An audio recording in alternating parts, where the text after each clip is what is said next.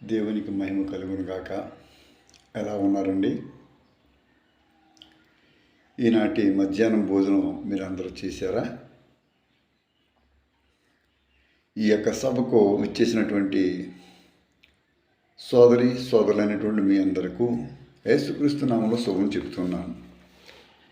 మధ్యాహ్నం భోజనం చేశారు, కానీ ఆత్మీయ భోజనాన్ని చేశారా ఇవాళ? మీరు ఎంతమంది దేవుని యొక్క పరిశుద్ధ గ్రంథాన్ని ఈవేళ చదువుకున్నారు? దేవుని పాదాల దగ్గరకు వచ్చి ప్రార్థన చేసుకున్నారు? ఈవేళ దేవుడు మనతో మాట్లాడబోతున్నాడు. మీరందరి రివైవల్ గురించి, మీరందరూ దేవునిలో స్వస్థత పొందాలని, మీరందరూ ప్రభులో బాగా అభివృద్ధిలోకి రావాలని నిరంతరము మీ కొరకు ప్రార్థిస్తున్నాను. ఈ మధ్యాహ్నం దేవుడు మనతో పరిశుద్ధ గ్రంథం యెషయా గ్రంథం 5వ అధ్యాయం నుండి మాట్లాడబోతున్నాడు. దేవుని పరిశుద్ధ గ్రంథం 5వ అధ్యాయాన్ని మనం చూస్తున్నప్పుడు, నా ద్రాక్ష తోట విషయమై నాకు న్యాయము తీర్చవలెను అని మిమ్మును వేడుకొనుచున్నాను. ఎవరు? తండ్రి అయిన దేవుడు న్యాయం కావాలని ఆయన వీధికి ఎక్కవలసిన పరిస్థితి వచ్చింది. చూడండి, కుటుంబాలలో భార్య కానీ భర్త కానీ వారికి అన్యాయం జరిగినప్పుడు, అన్నా తమ్ముల మధ్యలో కానీ లేకపోతే అక్క చెల్లెండ్ర మధ్యన కానీ వివాదాలు అన్యాయం జరిగినప్పుడు వారు వీధికి ఎక్కుతారు. వారు బాధపడతారు, కన్నీరు పర్యంతం అవుతారు. న్యాచురల్లీ, సహజంగా కదండి. అట్లాగే ఇక్కడ దేవుడు నా ద్రాక్ష తోట విషయమై నాకు న్యాయము తీర్చవలెను అని మిమ్మును వేడుకొనుచున్నాను. ద్రాక్ష తోట ఏమిటి? ఆయనకి ఎక్కడుంది ద్రాక్ష తోట? మనమే ఆయన ద్రాక్ష తోటమై ఉన్నాము. దేవుడు తన జనాంగానికి పెట్టినటువంటి పేరు, కావున యెరూషలేము నివాసులారా, యోధా వారలారా. సేమ్ యెషయా గ్రంథం 5th chapter. Actually we have to concentrate on the verses from 1 to 7. 5వ అధ్యాయం 1 నుంచి 7 వచనాలు మనం ధ్యానించవలసిన వారిగా ఉంటున్నాం. అయితే నేను దేవుడికి జరిగినటువంటి అన్యాయాన్ని మీ ముందు పెట్టాను. మీరు న్యాయం చేయగలరా? ఆయన ద్రాక్ష తోట విషయంలో ఏం అన్యాయం జరిగింది? నేను నా ద్రాక్ష తోటకు చేసిన దానికంటే మరి ఏమీ దానికి చేయగలను? అది ద్రాక్ష పండ్లు కాయనని నేను కనిపెట్టినప్పుడు అది కారు ద్రాక్షలో కాయుటకు కారణమేమి? ఆలోచించుడి. నేను నా ద్రాక్ష తోటకు చేయబోయే కార్యాన్ని నేను మీకు ఇప్పుడే చెప్తాను. ఆయన కాస్తంత కోపంతో కూడా ఉన్నారు. మొదట్లో ఆయన దీనత్వంగా కనబడ్డారు, చాలా దుఃఖంతో ఉన్నారు. ఎందుకంటే ఆయనకి జరిగినటువంటి అన్యాయాన్ని ముందు వాపోయారు. నా ద్రాక్ష తోట విషయమే నాకు న్యాయం తీర్చమని అంటున్నాడు. ఏమిటి ద్రాక్ష తోట అసలు? ఇది ఆయన తన చేతితో నాటుకున్నటువంటి ద్రాక్ష తోట. నా ప్రియుని గురించి పాడేదను వినుడి, మొదటి వచనం. అతని ద్రాక్ష తోటను బట్టి నాకు ఇష్టుడైన వాని గురించి పాడేదను వినుడి. ఈ ద్రాక్ష తోట ఎలా ఫామ్ అయింది? ఎవరు ఫామ్ చేశారు? ఎక్కడ తయారయ్యింది? ఎవరి ద్రాక్ష తోట? సత్తువ భూమి గల కొండ మీద నా ప్రియునికి ఒక ద్రాక్ష తోట ఉండెను. ఎస్, ఆ ద్రాక్ష తోట మనమై ఉన్నామని నేను వేరేగా మీకు చెప్పక్కర్లేదు. ఎందుకంటే ద్రాక్షావల్లిని నేను, తీగలు మీరని ఆయన పదే పదే చెప్పడం జరిగింది. ఆయన దాన్ని బాగుగా త్రవ్వి, దీనిని ఆ సత్తు భూమి గల కొండ మీద, కొండ అంటే పర్వతం, గట్టిది, రాయి, దానిని బాగుగా త్రవ్వి రాళ్లను ఏరి, 2వ వచనం, అందులో శ్రేష్టమైన ద్రాక్ష తీగలను నాటించెను. ఎగ్జాక్ట్లీ. మనం అత్యంత కఠినమైనటువంటి పరిస్థితుల్లో, మనము భయంకరమైనటువంటి హార్డ్ కండిషన్స్లో ఉన్నాం. లోకంలో మనక మించిన వారు ఎవరూ లేరు అనేటువంటి ఒక అహంకారము, గర్వము, పొగరు, కులతత్వము, మతతత్వంతో మనము తిరుగుతున్నటువంటి రోజులలో ఆయన బాగుగా త్రవ్వి రాళ్ళను ఏరి అందులో శ్రేష్టమైన ద్రాక్ష తీగలను నాటించను. దాని మధ్యన బురుజు ఒకటి వేయించి ద్రాక్ష తొట్టిని తొలిపించను. ద్రాక్ష పండ్లు ఫలింపవలెనని ఆయన ఎదురు చూచెనని ఇక్కడ లేఖనం చెబుతుంది. 2వ వచనం చివరిలో ద్రాక్ష పండ్లు ఫలింపవలెనని ఎదురు చూచుచుండెను, కానీ అది కారు ద్రాక్షలు కాచెను. ఆయనకి జరిగిన అన్యాయము ఏమిటంటే, ఆయన నాటినటువంటి ద్రాక్ష తోట మంచి ద్రాక్ష పళ్ళు ఇస్తుంది అని ఆయన ఎదురు చూస్తున్నప్పుడు అది కారు ద్రాక్షలు సోర్ ఇస్తుంది. ఈ మధ్యాహ్నం నీ నుండి దేవుడు పండ్లను ఆశిస్తున్నాడు. మన నుండి ఆయన నీతి ఫలాలు, వెలుగు ఫలాలు ఆశిస్తున్నాడు, ఆత్మ ఫలాలను ఆశిస్తున్నాడు. మీరు ఆత్మను ఆర్పేసి నీతిని విడిచిపెడితే ఆయనకి న్యాయం ఎలా జరుగుతుంది? నా ద్రాక్ష తోట విషయమై నాకు ఇప్పుడు న్యాయం చెయ్యండి, యెరూషలేము నివాసులారా, యోధా వారలారా. నాకు జరిగిన అన్యాయాన్ని బట్టి నేను చెయ్యబోతున్న కార్యాన్ని చెబుతాను. ఇప్పుడు అది మేసివేయినట్లు దాని కంచెను నేను కొట్టివేస్తాను. అది తొక్కబడినట్లు దాని గోడను పడగొట్టి దాన్ని పాడు చేస్తాను. అది ఇక శుద్ధి చేయబడదు, త్రవ్వబడదు. దానిలో గచ్చ పొదలు, బలు రక్కసి చెట్లు ఇక మొలుస్తాయి. దాని మీద ఇంకా వర్షం ఉండదు. మేఘాలకు ఆజ్ఞాపించాను వర్షం కురవకూడదని.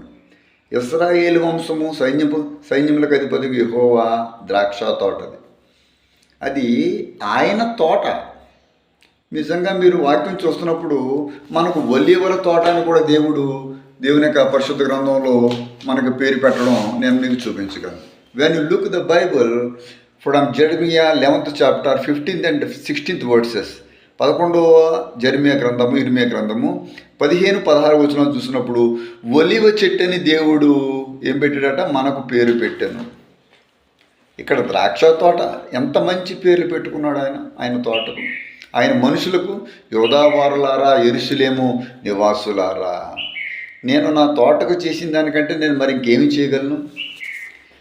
తండ్రి అనే దేవుడు మానవులందరినీ రక్షించడానికి తన కుమారుని పంపించి ఆయన సిలువలో మరణించినంతటగా ఆయనను చేశారు. ఆయన మన కొరకు తగ్గించుకుంటున్నాడు. ఆయన తన ప్రాణాన్ని అర్పించాడు. మనుషుల ఆత్మను రక్షించడానికి తన ప్రాణాన్ని క్రయధనంగా అర్పిస్తున్నట్టుగా లేఖనాలు మనకు చూపిస్తున్నాయి. ఈ మధ్యాహ్నము కారు ద్రాక్షలు కాయకుండా మంచి ద్రాక్షలు ఫలించడానికి నువ్వు సిద్ధపడతావా? దేవుడిచ్చినటువంటి నీ జీవితం ఆయుష్కాలంలో దేవుడు ఎన్నో మార్లు నిన్ను పరీక్షించి, పరిశీలించి, పరిశోధించి మీరు చక్కని ఫలాలు ఫలిస్తారని, నీ కుటుంబంలో నీ పిల్లల ద్వారా మంచి ఫలాలు రావాలని. ఎందుకంటే ఆ ద్రాక్ష తీగలను నాటింది ఆయనే. యోధా మనుషులు ఆయనకి ఇష్టమైన వనం. ఎంత చక్కనటువంటి మాట 7వ వచనంలో, యెహోవా ద్రాక్ష తోట. మనం ఆయన ద్రాక్ష వనమై ఉన్నాం, మనం ఆయన ద్రాక్ష తోట అయి ఉన్నాం. మనం ఇక్కడ వాక్యం చాలా క్లియర్గా మాట్లాడుతుంది. ఏం మాట్లాడుతుంది తెలుసు కదండి? యోధా మనుషులు ఆయనకి ఇష్టమైనటువంటి వనం. ఆయన న్యాయము కావలని చూడగా బలత్కారము కనబడెను, నీతి కావలెను అని చూడగా రోదనము వినబడెను. ఎంత బలత్కారం ఆయనకి జరిగింది, ఎంత అన్యాయం జరిగింది. మనుషులను రక్షించడానికి ఆయన ఈ లోకానికి వస్తే, లోకానికి సువార్త ప్రకటించడానికి శిష్యుల్ని ఏర్పాటు చేసుకుంటే, శిష్యుల్లో ఒకడు ఆయనని అన్యాయంగా లోకస్తులకు అమ్మేశాడు. మీరు కూడా యోధా ఇస్కరియోతుల మాదిరిగా జీవిస్తుంటే ఆయన కంచె కొట్టేసి గోడ పడగొట్టే రోజులు వస్తాయి. ఇప్పుడైనా మన జీవితాన్ని సరిచేసుకుందాం. ఆయనకి ఇష్టమైనటువంటి ఫలాలు మనము ఫలించవలసిన వారిగా ఉంటున్నాం. లోకంలో ఫలిస్తున్నాం. సామాజిక పరంగా, సోషల్ లైఫ్లో ఎంతో రెస్పాన్సిబుల్గా మనం ఉంటున్నాం. మంచి ఉద్యోగాల కోసం పిల్లలకి ట్రైనింగ్ ఇస్తున్నాం. మంచి ఉద్యోగాలు మీరు చేస్తున్నారు. మంచి హోందాకరమైనటువంటి పెద్ద పెద్ద కార్లలో తిరుగుతున్నారు. ఏసీల్లో మీరు పడుకుంటున్నారు. ఏసీ లేకపోతే అసలు మీరు ఉండలేకపోతున్నారు. పొద్దున్న నుండి సాయంకాలం వరకు స్నాక్స్ తింటూనే ఉన్నారు. దేవుడు అన్నింటినీ మీకు ఏర్పాటు చేశాడు. మీరు ఫలిస్తున్నారు సామాజిక పరంగా. డబ్బుకు లోటు లేదు. ఒక్కొక్కరికి 6 బ్యాంకుల్లో అకౌంట్లు ఉండేవి. ఇప్పుడంటే కొంచెం గవర్నమెంట్ రూల్స్ మార్చింది కాబట్టి నాకు తెలిసిన ఒక స్నేహితుడికి 12 బ్యాంకుల్లో అకౌంట్లు ఉండేవి, ఇంటర్నేషనల్ నేషనల్ కలిపి. ఇప్పుడు అన్నింటినీ కొంచెం గవర్నమెంట్ వాటిని మోడిఫై చేసింది, అవి తగ్గించేసుకున్నారు ఎవరికి వాళ్ళు, మంచిదే. కానీ ఇంత సోషల్ స్టేటస్లోకి వెళ్ళిపోయినటువంటి మనము స్పిరిచువల్ స్టేటస్లో, ఆత్మీయ జీవితంలో, ఆత్మపరంగా ఆత్మీయ ఫలాలు లేనటువంటి వారుగా ఆయన ఆ మధ్యాహ్నం వేళ ఆ చెట్టు దగ్గరకు వచ్చి ఆ చెట్టు అంక చూసినప్పుడు దానికి ఏం లేవటండి, ఫలాలు లేవు. ఫలిస్తున్నావా? ఫలించగలవా? ఫలించడానికి నీకు నువ్వుగా ఒక్కసారి నీ ఆత్మను సిద్ధం చేసుకోగలరండి మీరు ఎటువంటి ఫలాలు కాస్తున్నారు? ఫలాలు కాస్తున్నాయి ఈ చెట్లు కూడా, కానీ కారు ఫలాలు, పనికిరాని ఫలాలు. మనము దేవుడికి పనికి వచ్చే ఫలాలను ఇవ్వగలగాలి. We have to give the fruits that God likes. హనోకు దేవుడితో నడిచెను. నోవాహు ఆ భూమి మీద ఆ కాలంలో అతడు నీతిపరుడై ఉన్నాడు. అబ్రహాము దేవుని యందు నిరీక్షణ ఉంచాడు. దావీదు దేవుడికి చిత్తానుసారిగా ఉంటున్నాడు. మోషే భూమి మీద సాత్వికుడు. యోసేపు ఫలించేట కొమ్మ. పౌలు గారు అంటున్నారు, నేను పాపులలో ప్రథమ పాపి, దేవదోషకుడను, హానికరుడు, హింసకుడు. ఫలించడానికి ముందు నీ కళ్ళల్లోంచి నీళ్లు రావాలి, నీ హృదయం పగిలిపోవాలి. యేసు ప్రభు నీ కొరకు నా కొరకు ఆయన వీపు దున్నబడింది. ఆయన చేతులలో మేకులు దిగబట్టబడ్డాయి. నేను చేసిన పాపాల గురించి ఆయన ఇంకా శిక్షించబడతానే ఉన్నాడు. మన లోకాశల కోసం ఆయన ఇంకా నరక యాతన పడుతూనే ఉన్నాడు. ఆయన తల మీద ముళ్ళ కిరీటం పెట్టింది ఆనాటి యూదు రోమ సైనికులు కాదు, మనమే అని ఒకసారి జ్ఞాపకంలోకి తెచ్చుకొని కన్నీటితో ఆయన పాదాలని తడిపితే మరలా దేవుడు నిన్ను ఫలింపచేయగలడు. నా యందు మీరును మీ యందు నా వాక్యమును నిలిచి ఉన్న ఎడల మీకేది ఇష్టమో అడుగుడి, దాన్ని నేను మీకు అనుగ్రహించును. ఈ మధ్యాహ్నము దేవుడు దాన్ని మీకు అనుగ్రహించబోతున్నాడు. మీరు ఫలించాలి. ఆత్మఫలాలు, వెలుగు ఫలాలు, నీతి ఫలాలు రావాలి. చీకటి ఫలాలు పోవాలి.